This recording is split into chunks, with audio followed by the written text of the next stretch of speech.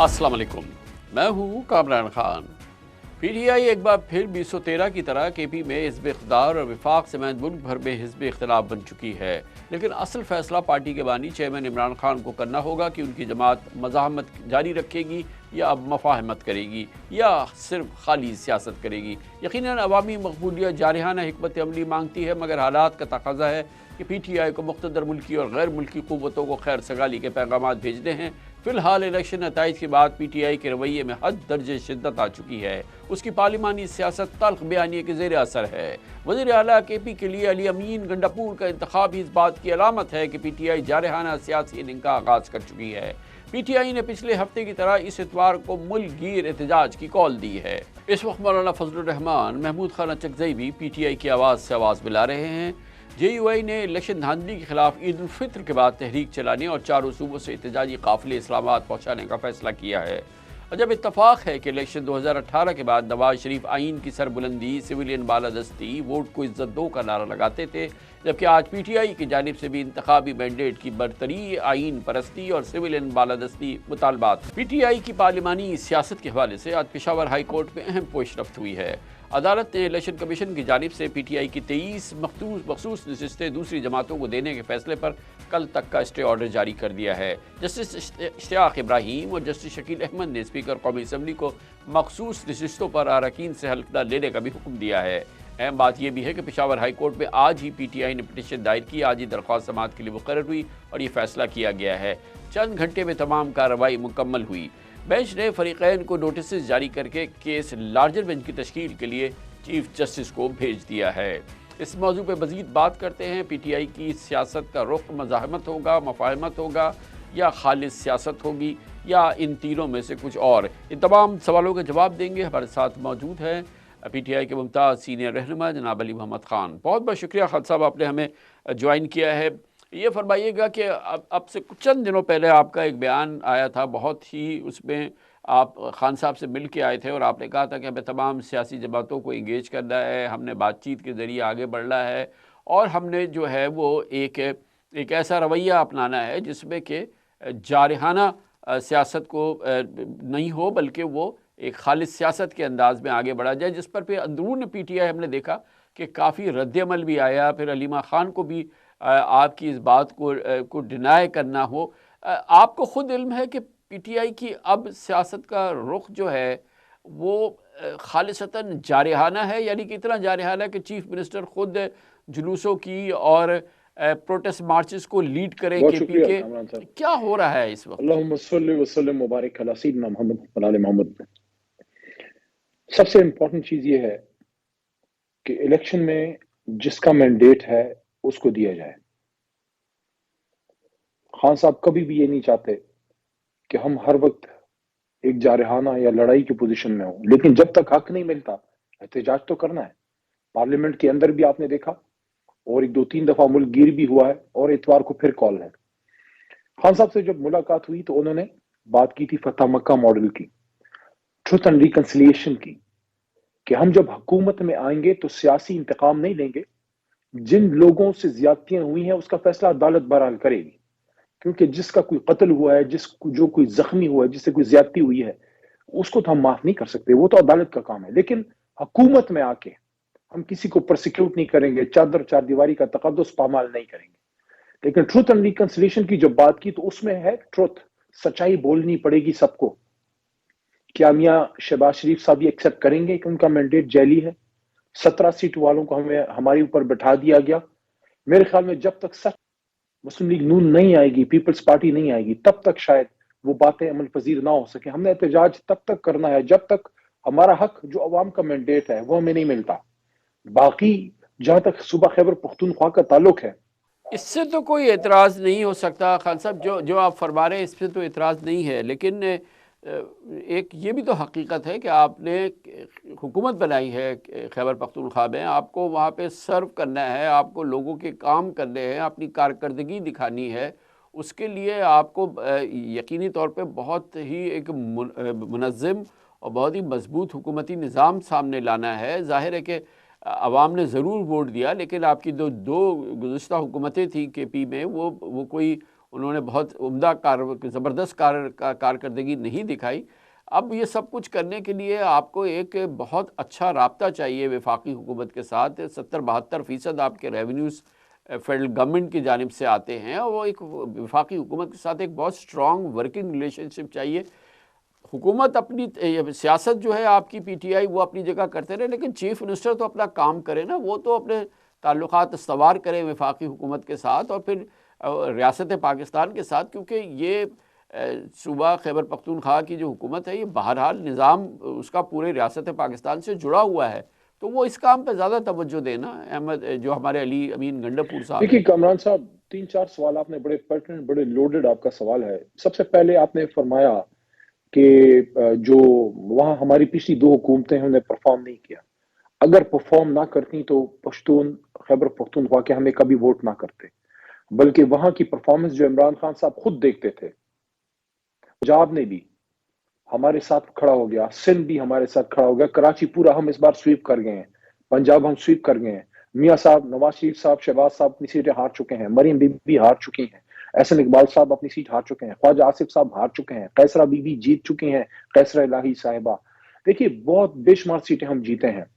اب اس کا انصاف جب تک نہیں ہوتا بات آگے نہیں چلے گی. جہاں تک صوبہ خیبر پختونخوا کا تعلق ہے، اس پہ علی امین خان گنڈاپور نے محترم عمران خان صاحب سے مل کے بڑا کلیئر موقف لیا ہے کہ سیاسی طور پہ جو ہماری مزاحمت ہے وہ جاری رہے گی، لیکن جو ان کا صوبہ ہے جس کو وہ لیڈ کرتے ہیں، اس کے جتنے ریاستی امور ہیں، جتنے اس کے ہماری پیمنٹس ڈیو ہیں، بجلی کی مد میں، پانی کی مد میں، ہمارے جو مرکز نے ہماری ڈیوز دینے ہیں، ان کے ساتھ جو کوارڈینیشن چاہیے وہ کریں گے، اس میں کوئی دو رائے نہیں ہے. لیکن انہوں نے کیٹیگوریکلی کلیئر کیا ہے کہ جب تک اس مینڈیٹ کا فیصلہ نہیں ہوتا، وہ شہباز صاحب کو اصولی طور پہ وزیر اعظم نہیں مانتے، لیکن پاکستان کے نہیں تو جب مفاد میں، آپ صوبے کے دیکھیں مفاد میں وہ خان بیٹھیں گے، صاحب، وہ اگر میٹنگز آپ جوائن کریں گے. جو اس وقت گورنمنٹ آف پاکستان کے چیف ایگزیکٹو ہیں ان کو نہیں مانتے، ان کے ساتھ وہ کوئی رابطہ رکھنا نہیں چاہتے، تو یہ کیسے ممکن یہ انہوں نے نہیں ہے کہا، کہ جو یہ آپ انہوں نے نہیں وفاق کہا، سے توقع رکھتے ہیں وہ آپ نہیں کو یہ انہوں ملے؟ نے نہیں کہا. یہ تو میں عرض کرتا ہوں، جی دیکھیے انہوں نے یہ نہیں کہا. علی امین خان نے بالکل کلیئر کیا ہے کہ وہ میاں شہباز شریف صاحب کی اوتھ ٹیکنگ میں، حلف برداری میں اس لیے نہیں گئے کہ وہ ان کو فارم 47 کا وزیر اعظم سمجھتے ہیں، ان کا جیلی مینڈیٹ ہے. لیکن جب خیبر پختونخوا کی کوئی ریاستی میٹنگ ہوگی مرکز کے ساتھ، جس میں کوئی کوارڈینیشن کی بات ہے، فنڈز کی بات ہے، لوگوں کے حقوق مفادات کی بات ہے، اس کو وہ اٹینڈ کریں گے. وہ انہوں نے خود کلیئر کیا ہے. دیکھیے یہی وہ بات ہے جو آج سے 6 مہینے پہلے میں نے آپ ہی کی طرح ایک سینئر جرنلسٹ حامد میر صاحب کے پروگرام میں یہ بات کی تھی 6 مہینے پہلے، کہ جتنے بڑے لیڈرز ہیں تمام جماعتوں کے، ایمن ولی خان اے این پی سے، ایم کیو ایم کی لیڈرشپ، مولانا فضل الرحمان صاحب سراج الحق صاحب جماعت اسلامی سے، میاں نواز شریف جو اس وقت ملک سے باہر تھے، میاں صاحب بھی نون لیگ سے، زرداری صاحب یا بلاول صاحب پیپل پارٹی، اور خاص کر ملک کے سب سے بڑے لیڈر عمران خان صاحب کو جیل سے نکالیں اور صدر مملکت ایک بیٹھک کریں ایک پوائنٹ پہ کہ آزاد شفاف الیکشن ہو. اگر یہ نہیں ہوگا، میں نے 6 مہینے پہلے پریڈکٹ کیا تھا کہ اگر آپ نے اس ایک نقطے پہ سب کو اکٹھا نہیں کیا اور آزاد شفاف الیکشن کو یقینی نہیں بنایا، اس کے بعد دیکھیں جس کو بھی مینڈیٹ ملے وہ حکومت بنائے، جس کو نہیں ملتا اپوزیشن میں بیٹھے، لیکن آزاد شفاف الیکشن تو ہو. اگر نہیں ہوتا تو دیکھیں لوگ پھر سڑکوں پہ ہوں گے، اور وہی ہوا. جو آزاد آپ شفاف فرما الیکشن رہے نہیں ہیں، ہوا اور اب سب سڑکوں پہ ہیں. جو الیکشن کے حوالے سے جو آپ کے اعتراضات، تحفظات، جو گفتگو آپ فرما رہے ہیں اس میں بہت وزن ہے، اس کی گواہی ہم بھی دے رہے ہیں، عالمی میڈیا بھی دے رہا ہے، سب کچھ دے رہا ہے. مگر دیکھیں یہ بات اپنی جگہ ہوتی ہے، لیکن حقیقت یہ ہے کہ پوری دنیا نے شہباز شریف صاحب کی حکومت کو تسلیم کیا ہے، ان کو تہنیت کے پیغام بھیجے ہیں، ان کے ساتھ بزنس ایز نارمل وہ کرنا، ایز یوزول کرنا چاہ رہے ہیں، پاکستان سے بہتر تعلقات کرنا چاہ رہے ہیں. یہ بھی تو ایک حقیقت ہے نا کہ ان تمام باتوں کے باوجود گاڑی آگے بڑھ رہی ہے، پاکستان کی گاڑی آگے بڑھ رہی ہے. اگر علی امین گنڈاپور اگر صرف جلوسوں کی قیادت کریں گے، وفاق کے خلاف محاذ بنائیں گے، وہ پرائم منسٹر آف پاکستان کو کے پی پہ آنے پر ان کے ساتھ نہیں بیٹھیں گے، وہ خیبر پختونخوا پرائم منسٹر آیا ہے اس کے ساتھ نہیں بات کریں گے، تو یہ اس سے نقصان میں یہ سمجھتا ہوں کہ پارٹی کو ہی ہوگا، صوبے کے پی کے لوگوں کو ہوگا.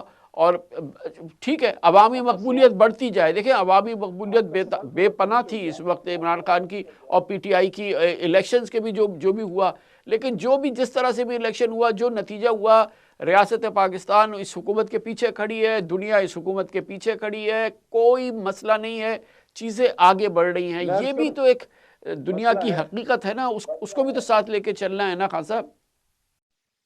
کامران صاحب دیکھیے، آپ کو اس دس کی سیاہی میں 40 سال شاید ہو گئے ہیں. میں شاید میٹرک فرسٹ ایئر کا اسٹوڈنٹ تھا جب آپ کے کالمز پڑھتا تھا. سب کچھ آپ کے سامنے ہوا ہے. میاں صاحب اور بینظیر صاحبہ کی میوزیکل چیئرز، پھر مشرف صاحب کا 8-9 سالہ دور، اس کے بعد سارا کچھ آپ نے دیکھ لیا ہے. دیکھیے، دنیا ریاست سے اپنا تعلق رکھتی ہے. ہمارے انٹرنل الیکشن میں دنیا ظاہر ہے وہ آپ کو یہ نہیں کہہ سکتے کہ آپ نے دھاندلی کر دی ہے اور وزیر اعظم آ گیا تو ہم آپ کو نہیں مانتے. وہ تو ریاست کا تعلق ہوگا، لیکن ہمارا اندر کا معاملہ، ہمارے لیے دنیا سے زیادہ اہم ہماری اپنی عوام ہے. عوام نے ووٹ نہیں کیا میاں صاحب کو، جو وزیر اعظم میں اپنی سیٹ ہار چکے ہیں. ان کی جماعت نے صرف 17 سیٹیں لی ہیں فارم 45 پہ، ہماری 178 سیٹیں ہیں. اگر اتنی بلیٹنٹ دھاندلی کے بعد کسی کو بٹھائے، آپ مجھے کامران صاحب بتائیے، دیکھیے کیا عوام اس حکومت کے پیچھے کھڑی ہوگی؟ کیا عوام معنی رکھتی ہے یا نہیں، یا صرف فارم 47 اہم ہے؟ جہاں تک آپ کا سوال ہے، ایک بار پھر میں بتا دوں کہ کسی بھی صورت میں علی امین خان صاحب خدا نخواستہ کوئی مقوت الحواس شخص نہیں ہے، سیاسی کارکن ہے. وہ سیاسی باتیں اپنی جگہ، وہ احتجاج بھی کریں گے، سب کچھ کریں گے، لیکن جہاں as a chief minister Khyber Pakhtunkhwa ان کو مرکز میں میٹنگز میں بیٹھنا ہے جس میں ملک و قوم کے فیصلے ہوں یا خیبر پختونخوا کے عوام کے مفادات کے فیصلے ہوں، ڈیولپمنٹ ہے، چارجز کے ایشوز ہیں، رائلٹیز ہیں، بہت سی چیزیں ہیں، اس پہ وہ بیٹھیں گے. کب اس سے انکار کرنا ہے؟ لیکن وڈ پروٹیسٹ. وہ شہباز صاحب کو اصولی طور پہ وزیر اعظم نہیں مانتے، لیکن چونکہ جب تک وہ عہدے پہ ہیں وہ آ کے اپنی ذمہ داری ریاستی اپنی صوبے کی پوری کریں گے. لیکن جہاں تک احتجاج کا معاملہ ہے، وہ پروٹیسٹ ان کا اور ہم سب کا آئینی حق ہے. وہ ہم تب تک کریں گے جب تک ہمیں ہمارا رائٹ نہیں مل جاتا، جو کہ ہمارا اوریجنل مینڈیٹ ہے. اور خواتین کی سیٹیں آپ کیسے اس کو بٹوارا کر سکتے ہیں؟ دیکھیے، 3.25 کروڑ یا 2.5 کروڑ ووٹ لینے والی جماعت کے پیچھے بھی قوم کھڑی ہے. ان کی سیٹیں یا آپ ان سے لے سکتے ہیں یا اس کو ہولڈ پہ رکھ سکتے ہیں. اس کو اٹھا کے پی ڈی ایم کی حکومت یا نون لیگ اور پیپلز پارٹی میں کیسے تقسیم کر سکتے ہیں؟ یہ تو ایسی ہے جیسے آپ کا اور میرا کسی چیز پہ لڑائی ہو یا اس پہ کوئی مقدمہ ہو اور اس کا فیصلہ بھی نہیں ہوا اور اس کو کوئی اٹھا کے کسی تیسرے شخص کو دے دے. یہ کیسے ہو سکتا ہے؟ یہ کوئی مالی غنیمت تو نہیں ہے خواتین اور مائنورٹیز کی سیٹیں. یہ تو تحریک انصاف کے ان ووٹرز کا حق ہے جنہوں نے تحریک انصاف کو ووٹ کیا تھا. کامران صاحب، بے شک بے شک بے شک، بہت بہت شکریہ، بہت بہت شکریہ. علی محمد خان صاحب ہمارے ساتھ موجود تھے. کمرشل بریک، اس کے بعد ذکر کریں گے. جیسے کہ میں بھی خان صاحب سے کہہ رہا تھا کہ بہرحال دنیا آگے بڑھ رہی ہے. اس نے شہباز شریف حکومت کو تسلیم کیا ہے، تمام عالمی قوتوں نے، تمام عالمی لیڈرشپ نے، اور وہ پاکستان کے ساتھ خوشگوار مضبوط تعلقات چاہتے ہیں. ملک کے اندر کے بھی تمام کلیدی ادارے جو ہے حکومت کے پیچھے کھڑے ہیں. مگر بہرحال پاکستان کی ایک بہت بڑی ضرورت سیاسی استحکام ہے، جو پی ٹی آئی کے ساتھ معاملہ طے کیے بغیر ممکن نہیں ہے. دنیا کیسے پاکستان کو دیکھ رہی ہے، پاکستان کیسے بیلنس کرے، ان تمام چیزوں کا جواب ہم حاصل کریں گے. جیسے وقفے کے بعد ممتاز سیاسی تجزیہ کار، کئی کتابوں کے مصنف، واشنگٹن میں پاکستان کے سابق سفیر حسین مدنی ہمارے ساتھ ہوں گے چھوٹے سے وقفے کے بعد.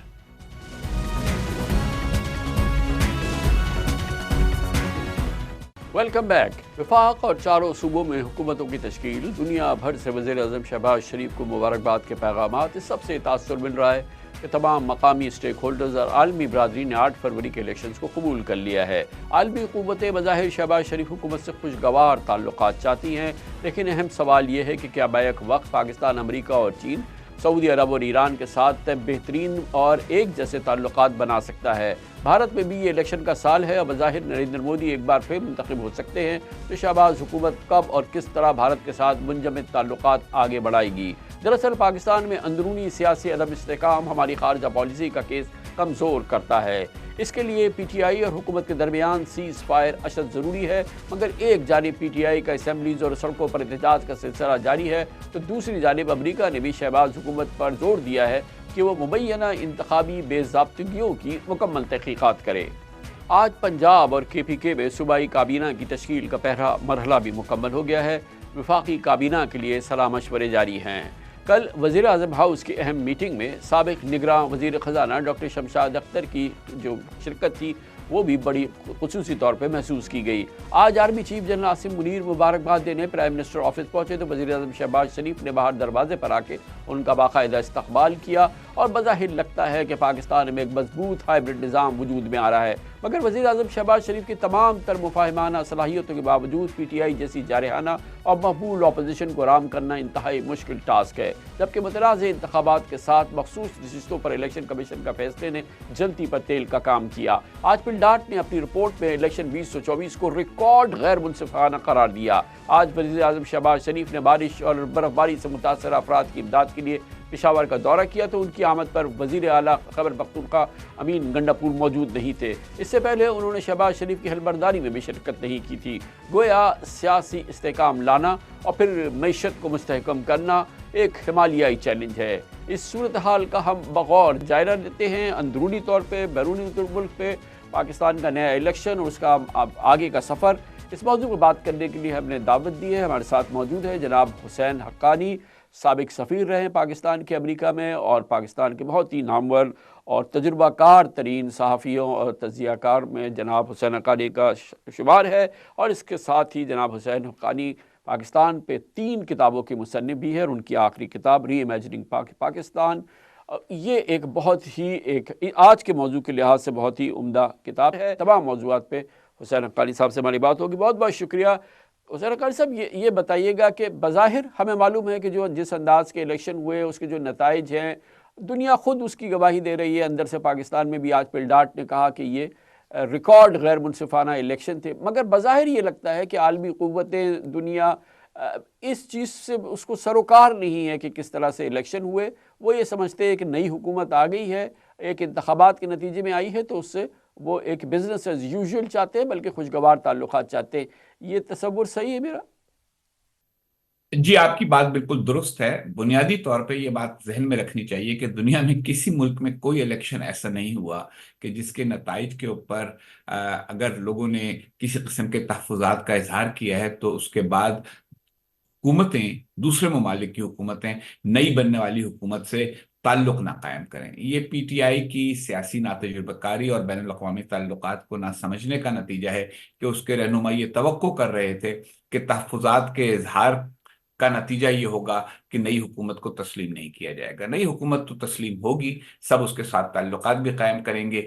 دنیا کی تمام طاقتیں، اور یہ میں بڑی احتیاط سے کہہ رہا ہوں، تمام طاقتیں یہ چاہتی ہیں کہ پاکستان میں سیاسی عدم استحکام نہ ہو۔ رہ گیا انتخابات کے بارے میں کسی قسم کے تحفظات کا اظہار، تو وہ ایک تبصرہ ہے، وہ بہت سارے ملکوں کے انتخابات کے اوپر بہت ساری حکومتیں کرتی ہیں۔ اس سے اس حقیقت پر کوئی فرق نہیں پڑتا کہ سب اس حکومت کے ساتھ ڈیل بھی کرنا چاہتے یہ جب ہم اس نتیجے پہ پہنچ رہے ہیں حسین حقانی صاحب، یہ فرمائیے گا کہ اس میں اس پہلو کی کتنی اہمیت ہے کہ اپنے دور حکومت میں پی ٹی آئی یا عمران خان بالخصوص کہ جو عالمی طاقتیں ہیں، چاہے وہ چین ہو، چاہے وہ امریکہ ہو، امریکہ کو تو خیر انہوں نے اپنے الیکشن کیمپین کا نشانہ بنایا، اور مشرق وسطیٰ کے بڑے اہم ممالک، ہمارے عظیم ترین دوست، ان کے ساتھ وہ معمول کی گرم جوشی ہم نہیں دیکھ سکے جو حالات کا تقاضا کرتی تھی، اور وہ پھر اثر انداز بھی ہو رہی ہے آج جو ان کی حکومت کے بارے میں یا ان کی اپنی وزارت عظمیٰ کے بارے میں عالمی قوتیں، عالمی لیڈرشپ جو رائے بنا رہی ہیں۔ کامران صاحب، آپ کو یاد ہوگا کہ جب محترمہ بینظیر بھٹو حزب اختلاف میں تھیں تو میں ان کے ساتھ تھا بطور ایک مشیر کے، اور اس زمانے میں محترمہ کا بین الاقوامی طور پر بحران میں چاہے لوگوں کے غصے کو ٹھنڈا کرنے کے لیے یا غصے کو بڑھانے کے لیے کام آتا ہو، لوگوں کو جذباتی طور پہ اچھا لگتا ہو، اس کی پاکستان سے باہر کوئی اہمیت وقت اس لیے نہیں ہے کہ لوگ اس کو ایک سازشی نظریے کا بیانیہ سمجھتے ہیں۔ انہوں نے تقریباً ہر ملک کے سربراہ کا یہ کسی نہ کسی طرح سے یا اس کی تصدیق کی ہے یا اس کا مذاق اڑایا ہے۔ اس کی وجہ سے وہ لوگ تو خوش ہوتے ہیں جو سمجھتے ہیں دیکھو بھائی، انہوں نے امریکہ کو ذلیل کر دیا، انہوں نے فلاں کو سنا دی، سچی سچی کھری کھری سنا دی، لیکن جس کو سفارتکاری کہتے ہیں وہ یہ نہیں ہوتی۔ تو ان کا معاملہ اس سے بہت مختلف ہے جو کسی زمانے میں محترمہ بینظیر بھٹو کا تھا، کہ وہ جب ملک سے باہر بھی ہوتی تھیں اور حکومت سے بھی باہر ہوتی تھی تب بھی لوگ ان کی بات سنتے تھے اور ان سے رابطہ رکھتے تھے۔ خان صاحب کی اس طرح کی کوئی ہمدردی کہیں پائی نہیں جاتی۔ اب ہم اندرونی استحکام کی جانب آئیں، خالد صاحب یہ فرمائیے گا کہ یہ کتنا ضروری ہے؟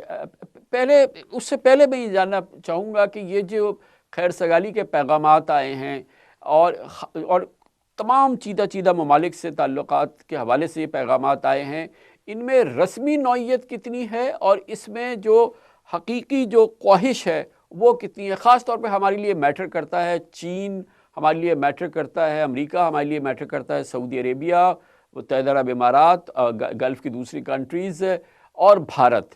ان پیغامات کو اگر ہم آپ سے کہیں کہ اس کو ہمیں انٹرپریٹ کریں تو آپ فرمائیے گا۔ دیکھیے، رسمی تو ہوتا ہی ہے پیغام، لیکن جس صورت کے ساتھ یہ پیغام آئے ہیں ایک متنازع الیکشن کے تناظر میں، اس سے یہ ثابت ہوتا ہے کہ سب واقعی یہ چاہتے ہیں کہ پاکستان میں استحکام ہو، ایک ایسی حکومت ہو جس کے ساتھ وہ معاملہ کر سکیں۔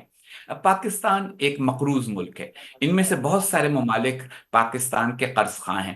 قرض خواہ کی ہمیشہ یہ خواہش ہوتی ہے کہ مقروض ان کا قرض ادا کرنے کی پوزیشن میں ہو، اس لیے پاکستان کی معیشت کا بہتر ہونا چین کے مفاد میں ہے، امریکہ کے مفاد میں ہے، مشرق وسطیٰ کے ان تمام ممالک کے مفاد میں ہے جنہوں نے پاکستان کو قرضے دیے ہوئے ہیں۔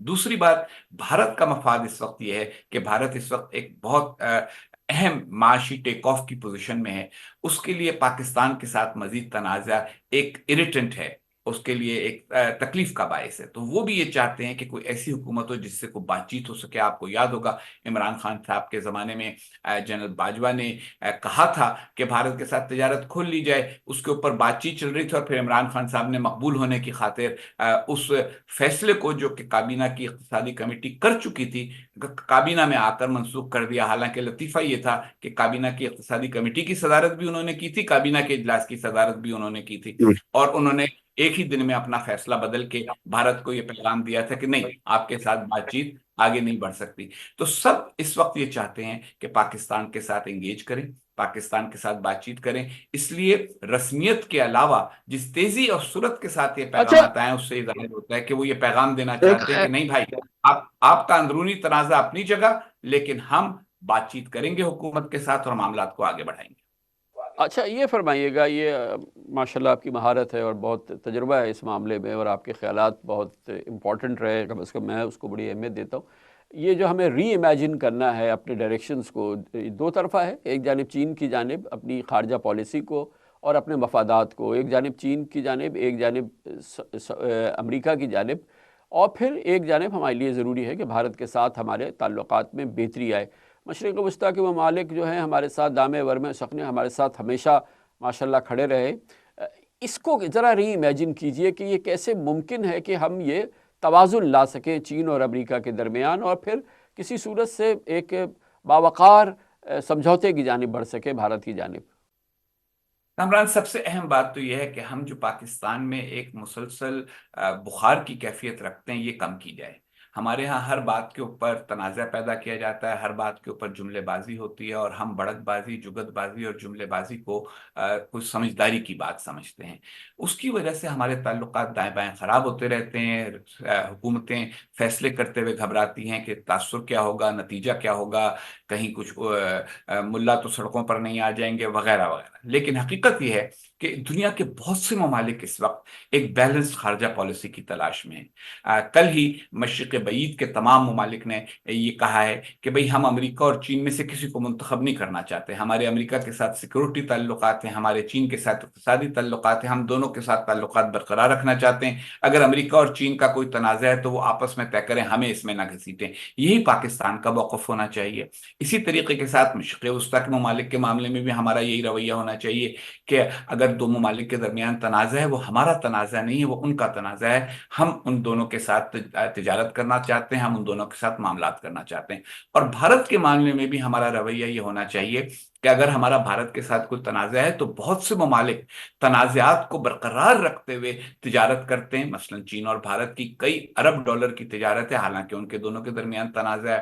تو پاکستان کو بھی یہی سمجھداری کا رویہ اختیار کرنا ہوگا، خارجہ پالیسی سے جذبات کو نکالیں، منطق کو اس میں ڈالیں، اور اس کے نتیجے میں پاکستان کی تو یہ آج کی اس دنیا میں جہاں امریکہ اور چین کے درمیان ایک بہت سنگین قسم کی ایک کولڈ وار جاری ہے، معاشی مفادات کے حوالے سے بہت بڑی ایک کشمکش جاری ہے، ہم توازن برقرار رکھ سکتے ہیں؟ جی بالکل رکھ سکتے ہیں۔ دیکھیے نا، آج تک امریکہ نے کسی ملک کو یہ نہیں کہا کہ چین کی سرمایہ کاری قبول نہ کرو۔ جہاں امریکہ سرمایہ کاری اپنی دے سکتا ہے وہاں اس نے کوشش ضرور کی ہے مقابلے کی. اگر پاکستان میں اس وقت پاکستان کے 25% قرضے جو ہیں اس وقت وہ چین کو واجب الادا ہیں, تو اگر امریکہ ان 25% کا مقابلہ کرنا چاہتا ہے فبیہا آ جائے, اور اگر نہیں کرنا چاہتا تو ہم بڑی وضاحت کے ساتھ یہ کہہ سکتے ہیں اور کہنے میں کامیاب رہے ہیں کہ دیکھیے وہ ہماری اقتصادی ضرورت ہے اور آپ کے ساتھ ہمارے سلامتی کے تعلقات ہیں, قومی سلامتی کے تعلقات ہیں. دباؤ دونوں طرف سے آئے گا, لیکن دیکھیے دباؤ کو ہینڈل کرنا ہی تو سفارتکاری ہے. اور یہ بھی کتنا امپورٹنٹ ہے کہ کیونکہ پاکستان جیسا کہ آپ نے کہا کہ بہت ہی سنگین قرضوں کے بوجھ تلے دبا ہوا ہے, ہمیں عالمی مالیاتی اداروں کو بھی ظاہر ہے اپنے ساتھ لے کے چلنا ہو, اور وہاں پہ چین کا انفلوئنس کم ہے, وہاں پہ مغرب کا امریکہ کا انفلوئنس بہت زیادہ ہے. وہ ہم اس میں استحکام رکھ سکتے ہیں اور توازن رکھ سکتے ہیں, اور یہ جو ہمیں تسلسل چاہیے, مثال کے طور پہ IMF کا پروگرام ہے, ہمیں ملٹی لیٹرل دوسری ایجنسیز کی سپورٹ چاہیے, اب ہمیں کمرشل ڈیٹ کے لیے جانا ہے مارکیٹس کے اندر. ظاہر ہے کہ جو مغرب کا معاشی نظام ہے اس کی ہمیں بڑی شدید ضرورت ہے. بالکل ضرورت ہے, اور اس کے لیے بھی ہمیں ضرورت ہے کہ دیکھیں ہم اگین اس میں بار بار ہمارے یہاں جذباتیت ہوتی ہے.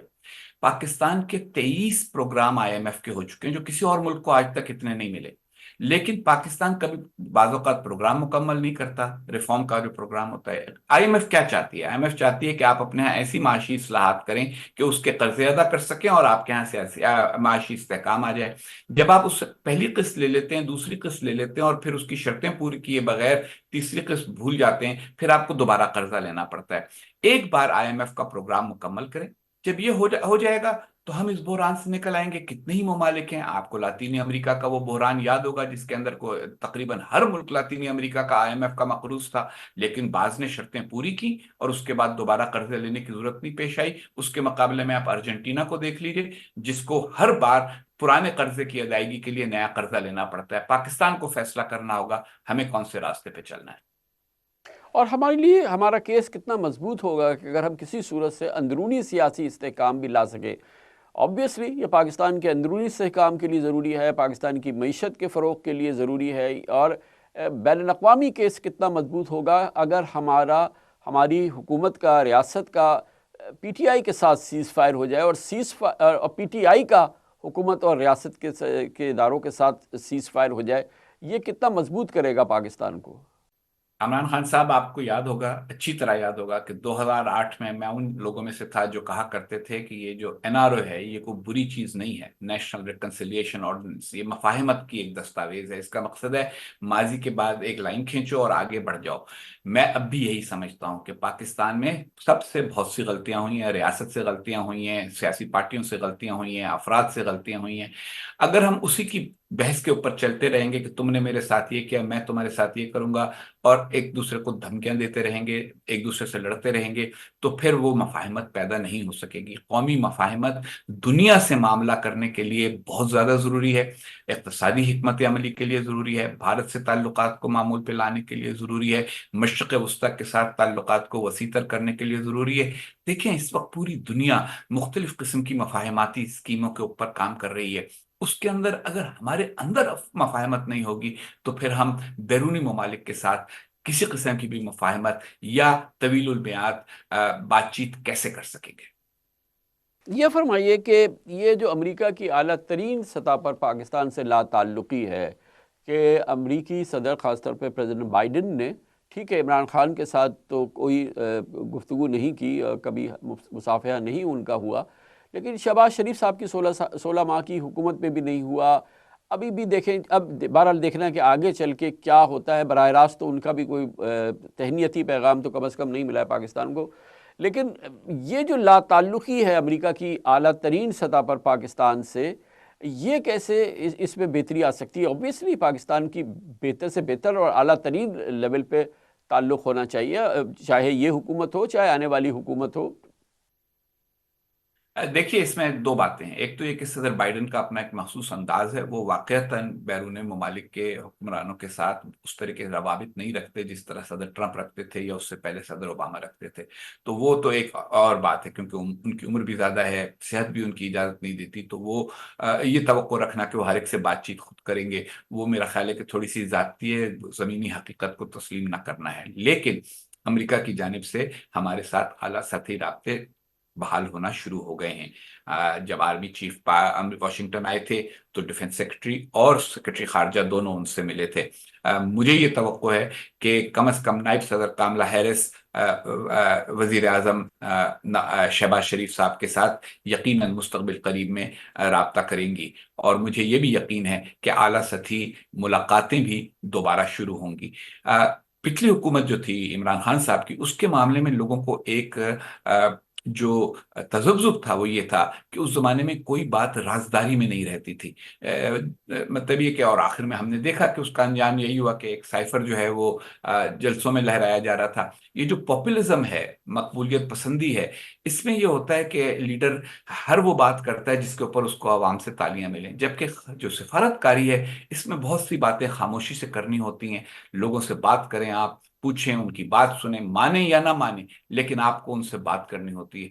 तो सिफारतकारी जब बहाल होगी, मामूल के तरीके के साथ बातें होनी शुरू होंगी, तो उसमें ये सारी बातें भी खत्म हो जाएंगी कि लोग आला ये सतही फरमाइएगा राब्ते। कि कितना कितना फ़र्क पड़ेगा कि अगर अमेरिका में नवंबर के सदारती इलेक्शन के नतीजे में रिपब्लिकन्स आ जाएं, यानी कि डोनाल्ड ट्रंप आ जाएं और वो बहरहाल वो सदर अमेरिका मुंतखब हो जाए, तो अमेरिका का जो पॉलिसी है उस पाकिस्तान के हवाले से वो किस अंदाज से उसमें तब्दीली की तवक्को हो सकती है।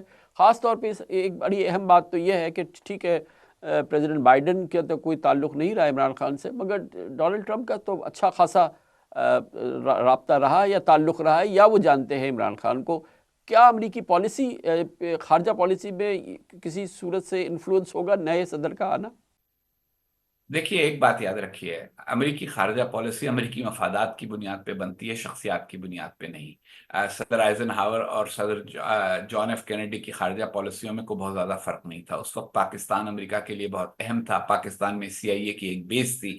इसी तरीके के साथ रोनाल्ड रेगन और उसके बाद सदर बुश और फिर बिल क्लिंटन, इनके दरमियान को बहुत बड़ा फ़र्क नहीं रहा पाकिस्तान के हवाले से। जो जो चीजें तय हुई थी, मसलन प्रेसलर अमेंडमेंट रेगन दौर में मंजूर हुई थी और उस पर अमल दरामद बुश दौर में और क्लिंटन दौर में हुआ। तो खाद्य पॉलिसी में कुछ तसलसल रहता है। रह गया ये मेरा ख्याल है पाकिस्तानियों में बहुत सारी अफवाहें फैलती हैं। सदर ट्रंप से एक दफा मिले इमरान खान, वो उन्होंने एक रस्मी तौर पर उनको बुलाया दरवाजा खोलने के लिए तालिबान से बातचीत के मामले में। फिर उसके बाद आप देखें कोई बहुत बड़ा फर्क नहीं आया। कहाँ पाकिस्तान को अरबों डॉलर की इमदाद मिलती थी और कहाँ हम इमदाद के खात्मे के दौर में आ गए। इसी तरीके के साथ तिजारत में कोई बड़ी वसअत नहीं आई। तो मेरा ये ख्याल है कि ये समझना हमें अपनी अंदरूनी सियासत, क्योंकि हम रोज शाम को टीवी पे देख रहे होते हैं, हमें बहुत अहम लगती है, लेकिन बाकी दुनिया में वो एक छोटी मोटी खबर ही होती है। इसलिए मेरा नहीं ख्याल कि सदर ट्रंप के आने से भी कोई बहुत बड़ा फर्क अंदरूनी सियासत में पड़ेगा। थैंक यू सो मच, बहुत बहुत शुक्रिया। जनाब हुसैन हक्कानी हमारे साथ मौजूद थे। इसके साथ ही हमारे आज के प्रोग्राम का इख्तिताम होता है। कल आपसे फिर मुलाकात होगी इंशाअल्लाह। कल तक के लिए कामरान खान को इजाज़त। अल्लाह हाफ़िज़।